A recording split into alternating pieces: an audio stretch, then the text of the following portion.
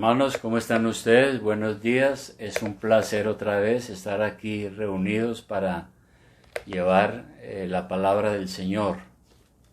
Hoy, domingo, día del Señor. Y hoy hemos llegado en nuestra serie de sermones expositivos al capítulo 13 de Primera de Corintios. Así que los invito a mirar Primera de Corintios capítulo 13. Ahora bien, el apóstol Pablo ha dejado claro en el capítulo anterior y sobre todo en los primeros versículos del capítulo 13, del 1 al 3, que todo lo que uno haga en este mundo debe ser por amor a Dios. De lo contrario, nada sirve. No tiene valor. En el pasaje de hoy hablaremos entonces del verdadero amor, sobre lo cual hay mucha confusión hoy en día. Resulta que en el griego antiguo hay varias palabras para expresar amor y cada una con un significado algo diferente. En primer lugar tenemos la palabra filía. Es un antiguo término griego que se refiere al amor fraterno, el amor que incluye la amistad, los afectos familiares. De ahí viene la palabra también filial. Una segunda palabra que expresa el término amor es la palabra griega eros, y se usaba antiguamente para referirse al amor sexual o al amor romántico. De ahí viene la palabra eros, erótico. Y una tercera palabra en el original griego que expresa también el amor, pero de una manera más amplia, es la palabra agape, la cual describe ese amor incondicional, ese amor pensado, ese amor desinteresado por la persona que se ama. Esta es la palabra que se usa para referirnos al amor desinteresado, es decir, al amor de Dios. Porque el amor de Dios se demostró cuando envió a su Hijo a este mundo para salvarnos. A pesar de que nosotros no merecemos tal sacrificio por nuestros pecados. No merecemos que el Hijo de Dios haya venido a dar su vida por nosotros. El apóstol le escribe a la iglesia de Corinto para comunicarle el verdadero amor que los cristianos deben practicar. Así que los invito entonces a mirar el capítulo 13 de Primera de Corintios y hoy hemos llegado al versículo 4. ¿Qué nos dice el versículo 4? Versículo 4 dice: el amor es sufrido. Hasta ahí no más.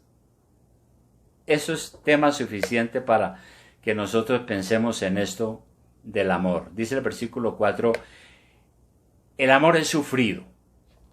Pero en el griego también hay una acepción de eso. Y es que el amor es sufrido en el sentido que es paciente, tiene aguante. Entonces, el amor es paciente. Se puede también interpretar con completa tranquilidad. El amor es sufrido o es paciente, porque tiene aguante, resiste. ¿Qué es la paciencia entonces? Miremos la paciencia. La paciencia no es una actitud pasiva. La persona paciente no es aquella que se cruza de brazos ante los problemas, que es muy tranquila, nada le perturba, siempre está con una sonrisa, tiene ojos dormilones. Se le puede caer el mundo encima y permanece impasible. Sin embargo, una persona paciente no es esa persona que se le está cayendo el techo encima y se resigna, permanece impasible. Conozco muchas personas así, pero no son cristianas. Por lo tanto, esa supuesta paciencia no es la manifestación del fruto del Espíritu Santo, ni refleja este amor de Dios del cual estamos hablando en el sentido de agape. Pensando en ese amor de Dios, podemos mirar algunas cosas. La primera es que ese amor de Dios es paciente en nuestra relación con Él, es decir, con Dios. Porque la paciencia es un atributo de Dios. Cristo nos dio ejemplo de paciencia. Tengo aquí algunos versículos que podemos mirar, yo los voy a enumerar y espero un momentito mientras ustedes los van ubicando. El primer pasaje es 1 de Pedro capítulo 2 versículo 23. Hablando del Señor Jesucristo, escribe el apóstol, dice que Jesús llevó a sí mismo nuestros pecados en su cuerpo sobre el madero. Pero sobre todo me interesa es el versículo 23, dice, quien cuando le maldecían, no respondía con maldición, cuando padecía no amenazaba, sino que encomendaba la causa al que juzga justamente. Entonces, cuando tenemos este amor de Dios que es paciente, nos parecemos a Dios. Dios es paciente con nosotros los pecadores. Uno ve en 2 de Pedro, la carta siguiente, 2 de Pedro 3:9. Vamos a mirar un momentito. 2 de Pedro 3:9, que dice lo siguiente. El Señor no retarda su promesa. Según algunos la tienen por tardanza, sino que es paciente para con nosotros, no queriendo que ninguno perezca, sino que todos procedan al arrepentimiento. ¿Y eso qué nos enseña? Bueno, este mundo pecador reúne todas las condiciones para que Dios ya hubiese perdido la paciencia. Pero Dios no quiere que ninguno de sus elegidos se pierda y los está reuniendo en un solo rebaño antes del fin del mundo. Y es por eso que Dios no es que retarda su promesa del fin y de su justo juicio, sino que es paciente esperando el arrepentimiento de los seres humanos. Hay en el Nuevo Testamento dos palabras griegas que definen la paciencia muy especialmente. Una se refiere a tener la gracia para soportar las pruebas, tener firmeza frente a las pruebas. Es como el carácter de Dios, porque en el Salmo 145:8, Salmo 145:8, ¿qué dice allí? Dice, clemente y misericordioso es Jehová, lento para la ira y grande en misericordia. Aquí dice que el Señor es lento para la ira y clemente. Definida así, entonces, tenemos que la paciencia nos ayuda a ser fieles al Señor y seguir firmes, con esperanza, a pesar de que los eventos que nos rodean son totalmente contradictorios. Asimismo, Santiago, hablando de Job, nos escribe algo. Epístola de Santiago, en el capítulo 5, versículo 10. Santiago está hablando aquí de la necesidad de tener paciencia. Y luego en el versículo 10 dice lo siguiente: hermanos míos, tomad como ejemplo de aflicción y de paciencia a los profetas que hablaron en nombre del Señor. He aquí tenemos por bienaventurados a los que sufren. Habéis oído de la paciencia de Job y habéis visto el fin del Señor, que el Señor es muy misericordioso y compasivo. Y eso nos muestra que nada de lo que le estaba sucediendo a Job parecía una indicación de que Dios le amaba. pero Job no apostató de la fe. Si nosotros vamos al propio libro de Job, al capítulo 13, versículo 15, dice lo siguiente. Mire las palabras de Job cuando estaba bajo la aflicción más terrible, más lamentable. Él dice, he aquí, aunque él me matare, en él esperaré. Es decir, Job dice, todo esto que estoy sufriendo no me importa. Aun si me manda la muerte, yo espero en el Señor. De manera que a pesar de las pruebas, Job esperaría con paciencia la reivindicación de Dios. Si creemos en las promesas de Dios, podemos esperar pacientemente su cumplimiento. En la epístola a los Hebreos, que está un poco atrás, en el capítulo 6, versículo 12, hay una amonestación para nosotros los creyentes. Dice, a fin de que no os hagáis perezosos, sino imitadores de aquellos que por la fe y la paciencia heredan las promesas. Nos dice Hebreos 6. La esperanza del Evangelio, la esperanza que nosotros tenemos, aquieta y calma nuestra alma y nos llena con paciencia. Si ante la adversidad, ante los problemas, perdemos la paciencia, caemos en el pesimismo y llegamos a pensar que Dios o no cumple o es muy lento, muy demorado. En ese caso no actuamos en el Espíritu Santo, sino en la carne. La persona impaciente se vuelve incrédula porque piensa que Dios es muy demorado. Entonces él busca solucionar lo más rápido posible aquello que le parece que Dios no hace de manera rápida como él quiere. De manera que ese es el primer asunto, la paciencia, ese amor que es paciente, es necesario en nuestra relación con Dios para permanecer fiel. Uno segundo es que Dios y el amor, cuando es paciente, lo es en nuestras relaciones en la iglesia. Podemos mirar a Efesios capítulo 4, versículo 2. Efesios capítulo 4, versículo 2. Dice así el apóstol. Es una exhortación para los hermanos de la iglesia y para nosotros.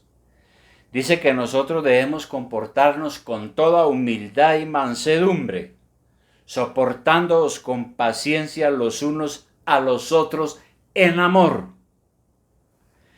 Dijimos anteriormente, cuando vimos los primeros 3 versículos de este capítulo 13, que la iglesia de Corinto era una iglesia conflictiva.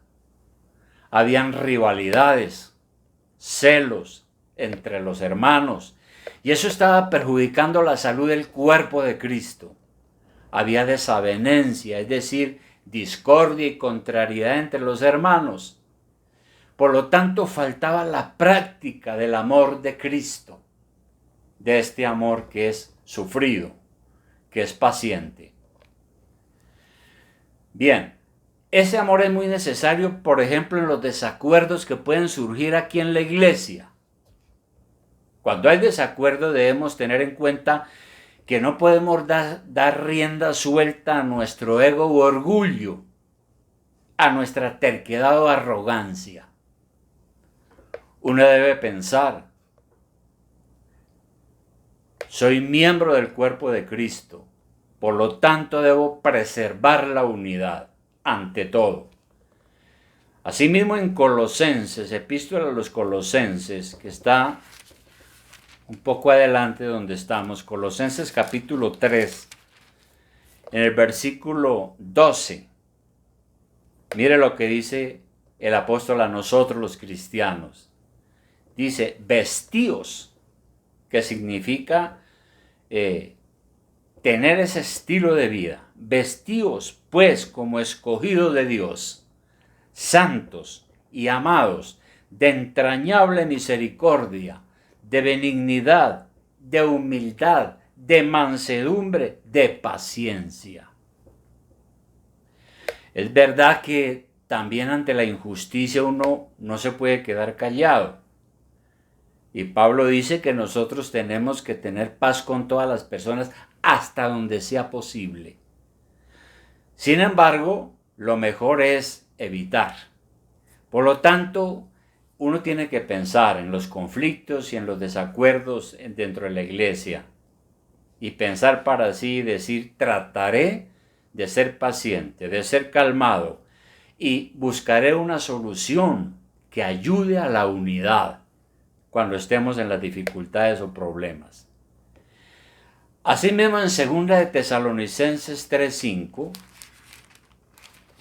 2 de Tesalonicenses 3:5, el apóstol dice lo siguiente: y que el Señor encamine vuestros corazones al amor de Dios y a la paciencia de Cristo. Esa era la oración del apóstol por nosotros. Pablo desea que los hermanos posean la paciencia de Cristo.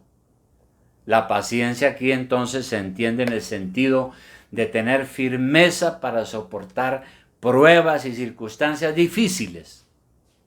Jesús tuvo que enfrentar pacientemente la fuerte oposición. El Espíritu Santo nos lleva y nos fortalece para que podamos tener y desarrollar la paciencia de Cristo. Un tercer asunto sobre esto del amor que es sufrido, que es paciente, es que ese amor es paciente en la relación con los nuestros. El amor que es paciente es necesario en nuestra relación con Dios, en nuestra relación dentro de la iglesia, pero es necesario en la relación con los nuestros, y más específicamente con la familia, y aún más en el caso del matrimonio. Esposo y esposa tienen la responsabilidad ambos de sobrellevar sus problemas y dificultades con paciencia. Antes, en el capítulo 7, el apóstol dio algunos consejos sobre los casos de matrimonios mixtos. ¿Cuáles son los matrimonios mixtos? Cuando se da el caso de que en el matrimonio uno es creyente y otro no es creyente. Uno va a la iglesia y otro no va a la iglesia. Esa relación no era fácil, en manera alguna, para una esposa cristiana casada con un no creyente. Sin embargo, el apóstol escribió y aconsejó que si el esposo o la parte que no es creyente quería vivir con ella en la relación matrimonial, la esposa debía permanecer con él y procurar por medio de su conducta piadosa ganarle para Cristo. De manera que la gracia de la paciencia sería maravillosamente vista en su vida. Eso lo ve uno también en 1 de Pedro 3:1. 1 de Pedro 3:1. 1 de Pedro 3:1, ¿qué dice el apóstol Pedro? Dice, asimismo vosotras mujeres, estad sujetas a vuestros maridos, para que también los que no creen a la palabra sean ganados sin palabra por la conducta de sus esposas, considerando vuestra conducta casta y respetuosa. Y sigue hablando sobre aspectos muy importantes. Así que la palabra de Dios alerta al matrimonio para que evite los problemas y les dé una solución favorable. A veces los problemas matrimoniales se agravan porque cada uno está buscando el poder, buscando cómo ganar la discusión y no se tienen paciencia el uno al otro. Un cuarto asunto sobre este tema es que este amor que es paciente es paciente en nuestra relación con otras personas. Los griegos consideraban que la venganza era una virtud. En cambio, la paciencia era señal de debilidad. Aristóteles decía que un hombre no debía tolerar ningún insulto o injuria. Para la mentalidad griega, un hombre grande era aquel que hacía todo lo posible por vengarse. Pero el Evangelio enseña todo lo contrario. El hombre grande es el que, pudiendo vengarse, no lo hace, porque tiene el amor de Cristo, que es paciente. Y hay otro significado para el tema de la paciencia. Significa ser lento para la ira hacia otras personas. Significa no reaccionar impulsivamente ante las provocaciones de las demás personas. Quiere decir que tiene la capacidad de soportar las provocaciones sin perder la paciencia, porque el amor es sufrido, es paciente. Cuando se presentan desacuerdos, es muy fácil perder la paciencia y no ceder, adoptando una actitud terca, imponiendo nuestro punto de vista, a veces sobre cosas sin importancia, sobre cosas triviales. Necesitamos la gracia de la paciencia para estos momentos difíciles. Bien, lo contrario a la paciencia, es decir, a todo lo que hemos visto, lo contrario a la paciencia, pues naturalmente es la impaciencia. ¿Cómo es una persona impaciente? Hay muchas cosas. Pero generalmente a la persona impaciente no le gusta esperar. Desea tener el control de todas las situaciones y quiere ir un paso adelante de la realidad misma. Le parece que el mundo no funciona a la velocidad de él. La impaciencia produce estrés y ansiedad y hace que las personas anden aceleradas. Se puede perder la paciencia cuando a uno le parece, en el caso del cristiano, que las promesas de Dios no llegan o no se cumplen. Y entonces el creyente se deprime, no tiene ganas de ir a la iglesia y menos de orar. ¿Por qué? Porque es impaciente. No espera al Señor y sus promesas y su misericordia. Para todo este asunto de la paciencia, el único que nos capacita es el Señor. En Romanos capítulo 5, versículo 5, ¿qué nos dice? Romanos capítulo 5, versículo 5. ¿Qué nos dice? Dice el apóstol: y la esperanza no avergüenza, porque el amor de Dios ha sido derramado en nuestros corazones por el Espíritu Santo que nos fue dado. De manera que el verdadero cristiano que tiene el Espíritu de Dios en su corazón y en su vida, conoce el amor de Dios, el amor que es paciente. Y está demostrando aquí entonces que Dios ha demostrado su amor enviando a su Hijo para salvarnos. Dios nos ha dado su amor de manera abundante, copiosa. Dice aquí que ha sido derramado. Cuando el amor de Dios ha sido derramado en nuestro corazón, su amor nos ayuda a comprender la situación y nos ayuda a sobrellevarla por más difícil que nos parezca. Así las cosas, tenemos que concluir algo. Ninguno de nosotros nacemos con la paciencia. Al contrario, parece que por naturaleza somos impacientes. Tal vez hayan personas que nacen con un carácter más tranquilo, más noble, más resignados. Sin embargo, la paciencia de la que hemos estado hablando, la paciencia de Dios, es producida en el creyente por el Espíritu Santo. La paciencia es el fruto producido en el carácter de una persona que está en el proceso de santificación. Entonces se espera que con el tiempo, a medida que uno madura, vaya siendo más paciente. Como en este proceso de santificación tenemos que ser activos, debemos poner todo lo que sea de nuestra parte para el desarrollo de la paciencia. ¿Y cómo podemos poner de nuestra parte? Bueno, imitando a Cristo nuestro modelo. En la epístola a los Colosenses, en el capítulo 1:10, Colosenses capítulo 1:10, ¿qué dice? Nuevamente está aquí exhortándonos a nosotros el apóstol a través de la palabra viva.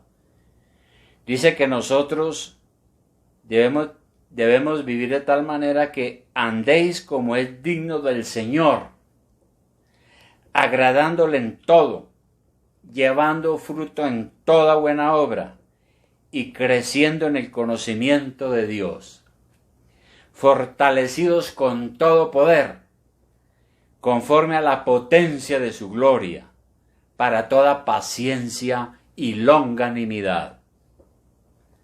Paciencia y longanimidad van unidas.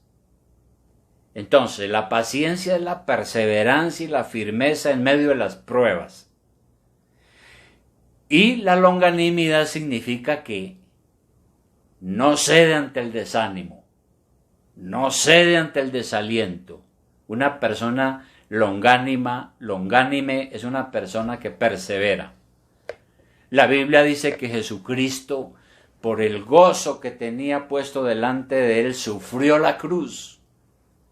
El Señor enfrentó el sufrimiento con la certeza que estaba cumpliendo el propósito de Dios. Y el Señor fue paciente y longánimo. Hermanos, quizás hemos pecado muchas veces por ser impacientes. Nos ha faltado amor, porque el amor es paciente. Y es en ese sentido que es sufrido.